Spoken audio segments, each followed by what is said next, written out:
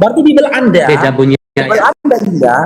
Nah, Dengar, Bible Anda itu setiap tahunnya berbeda-beda versinya gitu. Iya. enggak. Maksudnya Jadi mana tahu kenapa itu Anda tanyakan versi tahun berapa? Jadi jangan Anda membangun narasi seakan-akan iblis sama Allah tidak terlihat. Jangan. Perkatakan itu ya. Yang tidak terlihat itu Allah, bukan iblis. Silakan. Oh, berarti Allah nggak bisa digambarkan sama sekali ya? Allah tidak terlihat. Silakan. Ya, tidak bisa digambarkan sama sekali ya. Apa? Apakah Allah itu tidak bisa digambarkan sama sekali? Tidak wujud bisa. atau bentuknya? Tidak bisa. Tidak bisa dengan Ulangan. Yohanes 5 itu. Bagaimana? satu dia dengan 2 Timotius 6 nomor 16. Tidak bisa.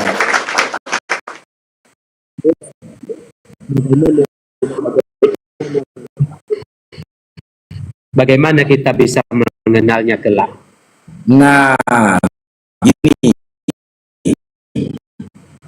Apakah dia memang nggak ada? Kita bisa mengenal Allah di dalam Al-Quran. Allah menyampaikan kita bisa mengenal dia melalui kekuasaannya. Makanya dalam Al-Quran dikatakan diciptakannya langit gantian siang dan malam merupakan tanda dari kebesaran Tuhanmu. Gitu loh disampaikan oleh Allah. Jadi adanya alam semesta ini bukti adanya Allah. Jadi untuk mengetahui Allah, kau cukup mengetahui dan memahami tanda-tanda dari kebesarannya, tidak melihat dari keberadaannya, begitu tuh. Ya, berarti yang kumaksud itu tadi kan bagaimana kelak di bumi maupun di surga, bagaimana kita bisa mengetahui kalau Allah itu ada, apakah kita tidak akan pernah bertemu dengan dia, ataukah mungkin di surga nanti kita bisa bertemu dengan dia? Ini tanda kekuasaan ya, ini tanda kekuasaan, analogi nih. Kalau nggak nyampe lagi sama si Ais nggak tahu aku. Jadi Ais, ayahmu bercerita kalau dia ada kenal dengan seorang jenderal, dekat dia sama seorang jenderal, tapi kok nggak pernah jumpa sama jenderal ini. Udah, suatu ketika kau ditilang di polisi sama polisi di pinggir jalan. Kau ingat kata ayahmu? Kata ayahku punya teman dekat jenderal. Kau telepon ayahmu, Pak, aku ditangkap polisi di pinggir jalan. Di jalan ini. Bisa kau teleponkan Pak, kawan kau yang jenderal itu, supaya ditolongnya aku ini. Siapa nama polisinya? Si Fulan, kata dia. Kau bilang sama ayahmu. Udah, beberapa lama kemudian si polisi ini ngangkat teleponnya. Siap jenderal, kata dia. Udah, kau pulang, kata dia. Nggak jadi ditilang. Sekarang saya tanya, apakah pada saat itu kau melihat langsung si jenderal?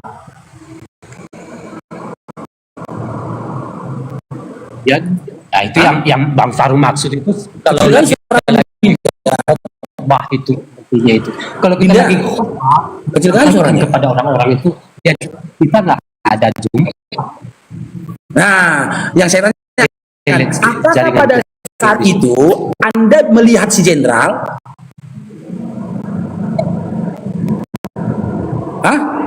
Lah memang tidak, tapi itu kan tidak. Tapi kita menelpon gitu ya. Pada saat itu yang Anda saksikan rupanya si jenderal atau kekuasaannya si jenderal?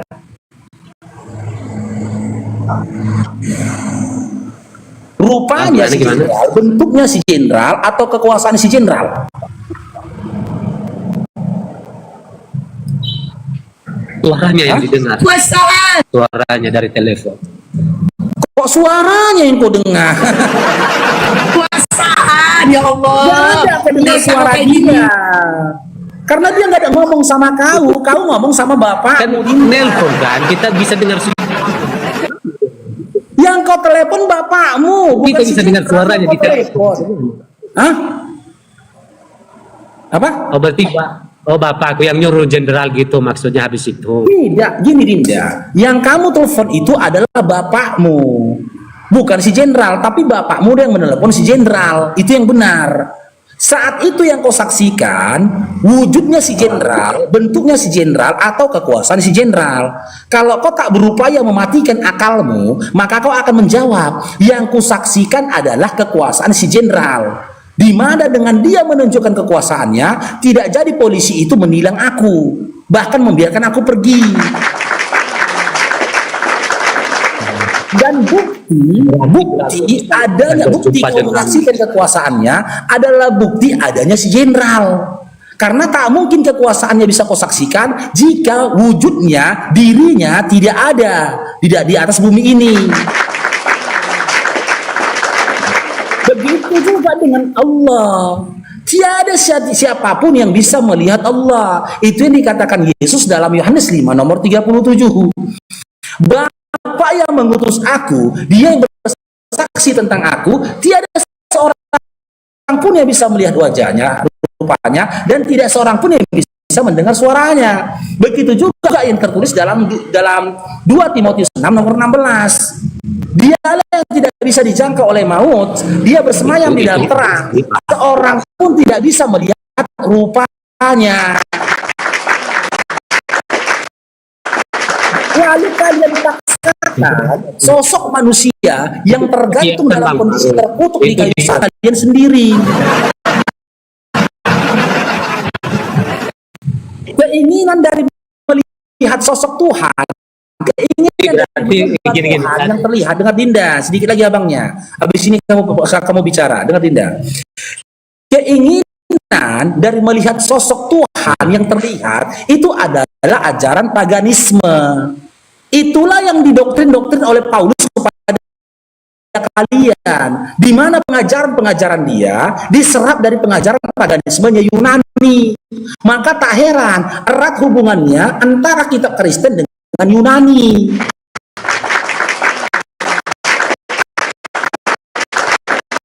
Makanya original teks kitab kalian yang dalam bentuk bahasa dalam perjanjian baru itu tertulisnya bahasa Yunani. Contoh, jika dalam terjemahan Indonesia tertulisnya kata Tuhan, di original teksnya itu tertulisnya pasti kata dewa, kata theos. Theos itu artinya dewa. Dan memang ajaran-ajaran dari Yunani kuno dulu lah yang mengimani, menyampaikan ajaran dewa turun ke dunia menjadi manusia. Makanya berpikir kau Dinda, tobatlah kau, kerajaan Allah sudah dekat, kata Yesus. Gimana Dinda? Masih mau kau menjadi Kristen? Ya.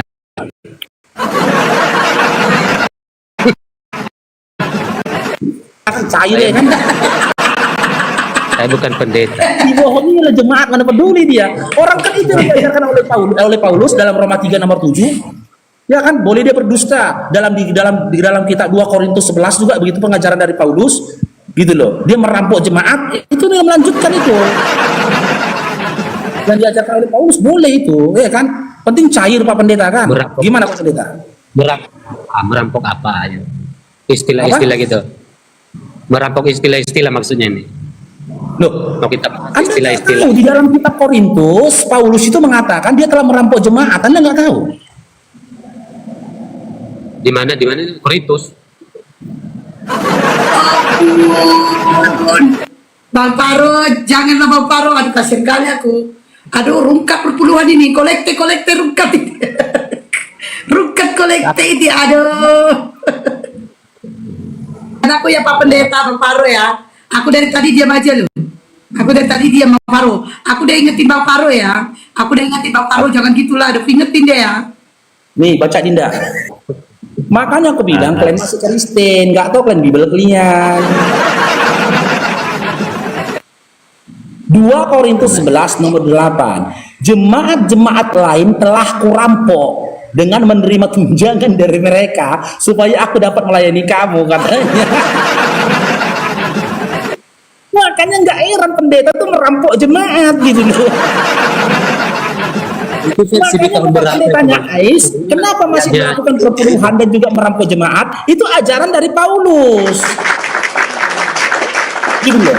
Nih, sekarang asal ngomongnya kayak gini, cobalah. Jemaat-jemaat lain telah kurampok katanya, dengan menerima tunjangan dari mereka katanya, supaya aku dapat melayani kamu.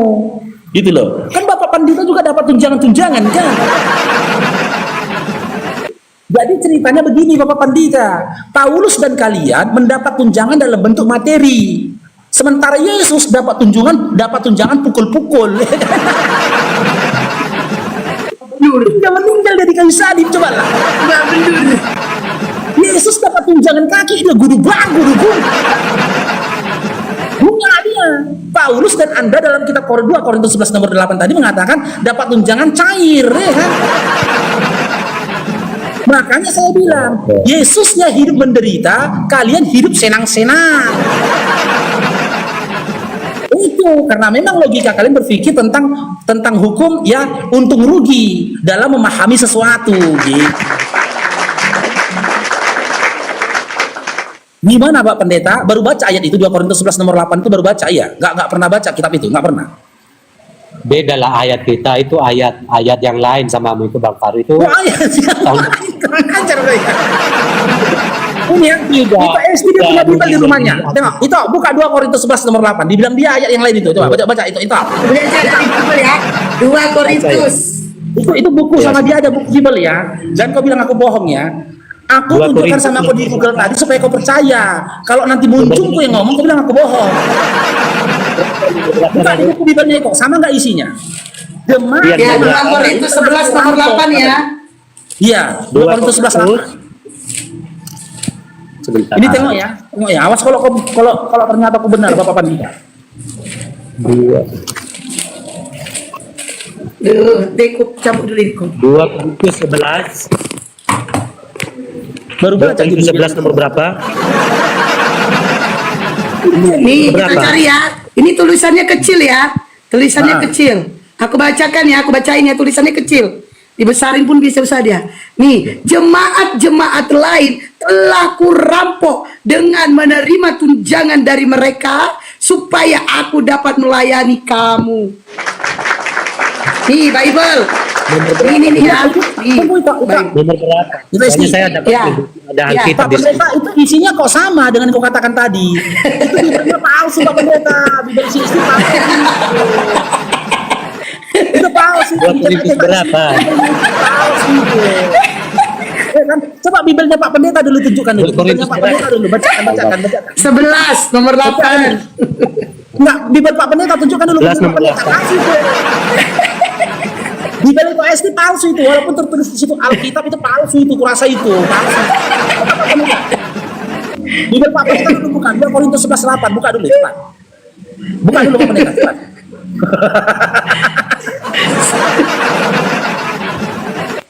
Astagfirullah. Gimana? Nggak percaya deh mungkin kan, masa Bible kami isinya kayak gitu ya katanya. Kaget dia. Kaget dia. Ya kan yang diangkatnya rasul itu siapa orangnya sebenarnya? Nggak tahu. Ya udah. Ya udah katanya ya udah.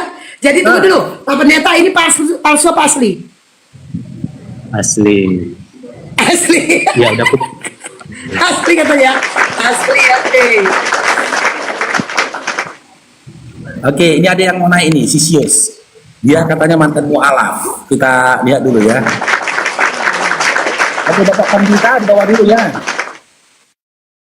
Pak Pandita ya. Teruskan Pak Pandita. Cairkan terus Pak Pandita. Ingat perpuluhannya di Komalku ya.